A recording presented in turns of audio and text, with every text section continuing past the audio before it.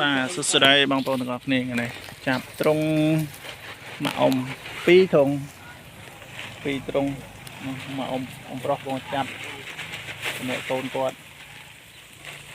ធំដែរទ្រុងគាត់នេះប្រហែលជាក្នុង30គីឡូមែនទេតាមពិតទ្រុងនេះ3តែមានគេមកដណ្ដើមសុំចាប់អស់មួយទ្រុងសិលមិញអញ្ចឹងទៅទុកឲ្យខ្ញុំទៅ2ធុងបាទហ្នឹងហើយបងប្អូនទាំងអស់គ្នាតេតងជាមួយសាច់កដោបខ្ញុំទទួលយកជាប្រចាំណាហើយសម្រាប់បងប្អូននៅតាមខេត្តឆ្ងាយអធិស្ឋានបន្តិចមានបងច្រើនណាស់នៅខេត្តឆ្ងាយគាត់តែខលមកខ្ញុំឲ្យខ្ញុំទទួលយកចិត្តចង់ចេះតែចង់ទទួលយកប៉ុន្តែក្នុងខំពិបាកក្នុងការផ្ញើហើយរោវាមានបញ្ហាសាច់ខូចខាតអីចឹងទៅខ្ញុំពិបាកទទួលយកដោយខាងបាត់ដំបងខាងបវលខាងនេះអីហ្នឹងគឺគាត់តាក់ទងមកខ្ញុំច្រើនតែគាត់ថាឆ្ងាយពេកគាត់ក៏បារម្ភរឿងការខូចខាតសាច់គាត់បាទខ្ញុំក៏បារម្ភរឿងនឹងដែរអញ្ចឹងហើយខ្ញុំអត់ឲ្យគាត់តម្លាក់មកទេតែសម្រាប់បងប្អូននៅចិត្តក្បែរផ្ទះខ្ញុំក្បែរភូមិខ្ញុំក្បែរស្រុកខ្ញុំដែរចាប់ជាប្រចាំបងប្អូនចាប់ជាប្រចាំបាទនៅក្នុងទីរួមខេត្តកំពង់ចាមនៅក្នុងមួយជុំទឹកដីកំពង់ចាមត្បូងឃ្មុំបាទនៅខាងជរោបងព្រួលបាទភូមិទ្រាបាទពួកព្រះជីនិយាយរួមទៅខ្ញុំដែរច្រើនមួយចាស់ត្រង់ច្រើនដែលគាត់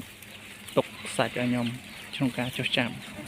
ហើយក៏ត្រូវការសាច់ជាប្រចាំរាល់ថ្ងៃដែរមិនច្រើនទេបងប្អូនរមមដែលយើងអាចទទួលយកបានណាពីចន្លោះ30គីឡូទៅដល់100គីឡូយើងជាប្រចាំអញ្ចឹងណាតម្លៃក៏ទៅតាមទីផ្សារហើយសម្រាប់បងប្អូនដែលចិញ្ចឹមកដោបថ្មីថ្មោងអីចង់បានពងពូជអីផ្សេងអាចតំណតំណងមកខ្ញុំបានណាអ្នកណាដែលគាត់ចង់បានពងពូជហើយបងប្អូនណាត្រូវការសាច់ក៏អាចកំងខ្ញុំបានដូចគ្នាព្រោះខ្ញុំជារួមទៅយើងទិញចូលលក់ចេញបាទទិញចូលលក់ចេញហើយដោយសារអីឧបមាថាគាត់ត្រូវការ20គីឡូ30គីឡូត្រូវការព្រាមអាចតំណខ្ញុំបានចង់យកបកស្លាប់ក៏បានចង់យកទាំងស្លាប់ក៏បាន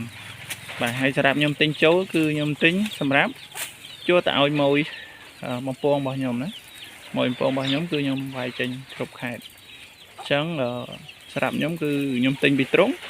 លក់ឲ្យបងគាត់អ្នកចាយចាយអញ្ចឹងយើងបន្តគ្នាបែបហ្នឹងអញ្ចឹងណាហើយយើងវិលជុំមានអីទេបង30គីឡូ40គីឡូអីយើងគេទៅយកជួយគ្នាទៅវិញទៅមកដែរហើយមិនបារម្ភទេរឿងទីផ្សារសាច់កដោបឲ្យតែយើងចិញ្ចឹមបានជាពិសេសគឺសមាជិកក្រុមខ្ញុំទាំងអស់គឺអាចតំណតំណតម្លាក់មកខ្ញុំបានគ្រប់គ្នាណាដូចថ្ងៃហ្នឹងតម្លាក់មកពី3នាក់បន្តគ្នាបាទហើយអរគុណណាជម្រាបលារោខ្លីៗប៉ុណ្ណឹង